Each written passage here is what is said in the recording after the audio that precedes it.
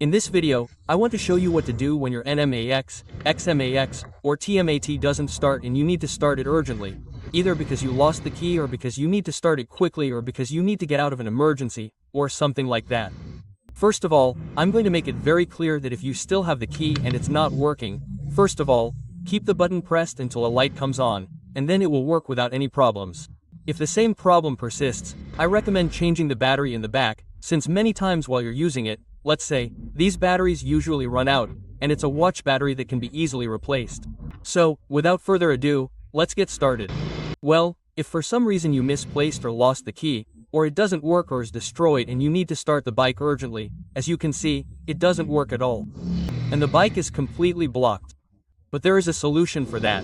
If you bought the motorcycle legally and it works normally, they will give you a key code that will be useful in emergencies. Or, if not, you can also check in the mail to see if you bought it new, and they will also send you a key code. Or, if not, you can go to the call center with your identification and everything legal, and they will give you the key code.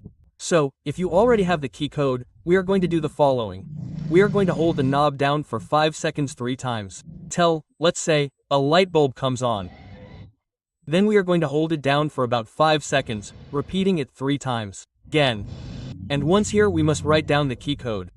So we are going to hold it down, and depending on the number of blinks, the number of times you have to write it down will depend on the number of times you blink. In other words, if you are going to enter 1, for example, then it is a single blink.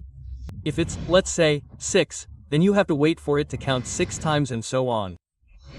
So, for you to see the example, that's how it is. But before that, in the previous Nmax S and in other models, you simply hold down a digit, that is, you simply press until it stops, but in this case you have to hold down a digit, so that it can count.